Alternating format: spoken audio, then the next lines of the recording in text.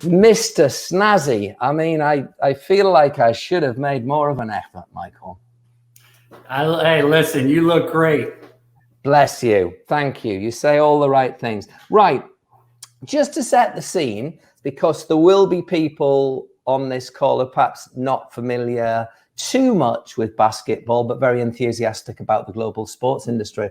Can you give us a tiny little potted history of Hawks and kind of where they fit into the national hierarchy in terms of usual sporting level and where they kind of sit on the city landscape as well? Three Sure. Questions shoehorned into one there for you. Yes, it was. That's why we're gonna get going quickly. Well, Mark and everybody, I'm glad to be here and thank you for the invitation, and hopefully it's lively and certainly let's engage each other throughout.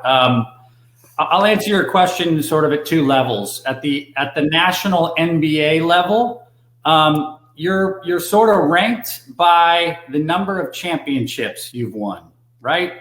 Or at least a championship. The Atlanta Hawks have not cracked that nut yet. So we're building there. New ownership over the last 5 years. We hope that's coming soon, and I think we have a good nucleus. And so because of that, at sort of the national NBA level, we're sort of middle of the pack in that respect. And then from the local level, listen, it's largely sort of the same lens you get looked through. However, the Falcons and the Hawks have not won a championship or ever. So I would say locally, we're building. If you look at, Hawks, Falcons, Atlanta United, and Brave, we're probably in that 3 to 4. It sort of depends on that time of the year, and college athletics is a big draw here in Atlanta, right? College football. I might argue college football is before all 4 major league sports teams in Atlanta at times. Wow. So, yeah, it's not a black and white answer. It sort of depends on how you're trending in your season, and if you're trending well, the fans will come. And Michael, that's college football as a spectator sport. This is not just kind of friends and family and other students and everything catching on. This is a proper entity in its own right. Oh, big time. Yeah, right. There's huge alumni bases, right, at the sort of adult level, and then the actual college kids. And there's between Georgia Bulldogs, Georgia Tech. They're two big draws. And listen, SEC football is perhaps the largest conference in college athletics. So you put all that together, there's a big draw. Yeah, we agreed before we switched our cameras and microphones on that we were going to take this conversation wherever it kind of hinted, and obviously students, and I know a lot of you will be interested in the subjects we're going to discuss too. Join the debate, use the chat room. Let's have your questions. We'll feed them in. But I want to pick up on something you said straight away. So if there has been a drought and you're going off to say try and raise sponsors, what's your kind of number one counter to objections? So in other words, you go off and you're looking for a new headline sponsor or secondary sponsor, and somebody says, well, really? I mean, you haven't actually won the thing, so why should I put my money into you guys? What do you say? What's your counter? Yeah, a fair question. Listen, my initial counter is people and brands don't do partnerships based on wins and losses. And every time I say that, they will agree, because you can never sort of time a winning season or a trajectory that's going to be positive. And so brands don't partner with teams because of wins and losses. And then I would just say that pricing of a partnership, it's probably a little bit easier entry level, perhaps for someone that's not won a championship or sort of in the on the high point of their season or a few seasons. Whereas if you just come off a championship and you're going to talk to a brand, it's going to be much more expensive to get involved. So, you sort of weave those two narratives together, and the brands usually start to understand why they should still partner with you. And look, to also put it very bluntly, brands are looking for highly integrated brand marketing plans from professional sports teams. And they're looking for that association. And so if you can execute that eloquently, you have a good shot of getting any partner or any brand to be a partner of yours, despite wins and losses. So it's much more about, I think, the marketing acumen and the association than wins and losses.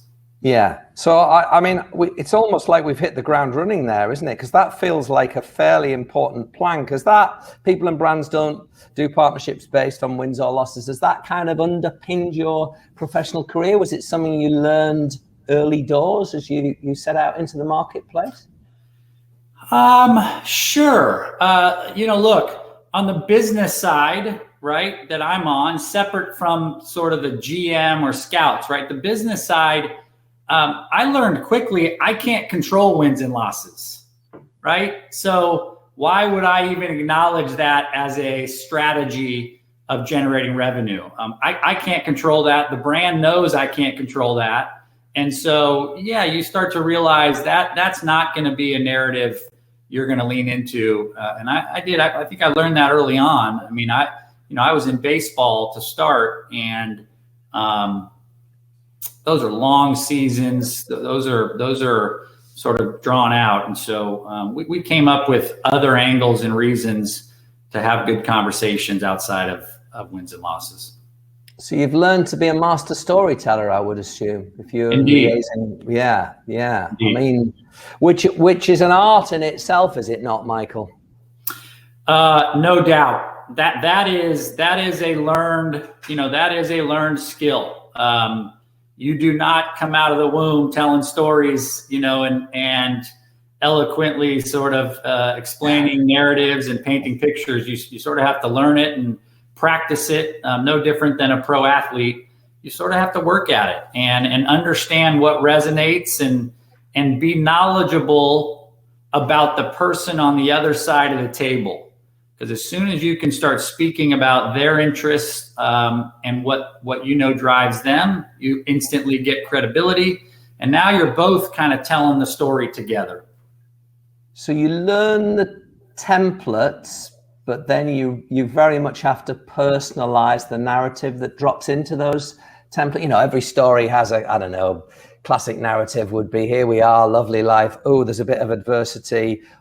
He's the kind of redemption. There are various templates that you can use, but then you will personalize the package depending on who you're pitching to, liaising with.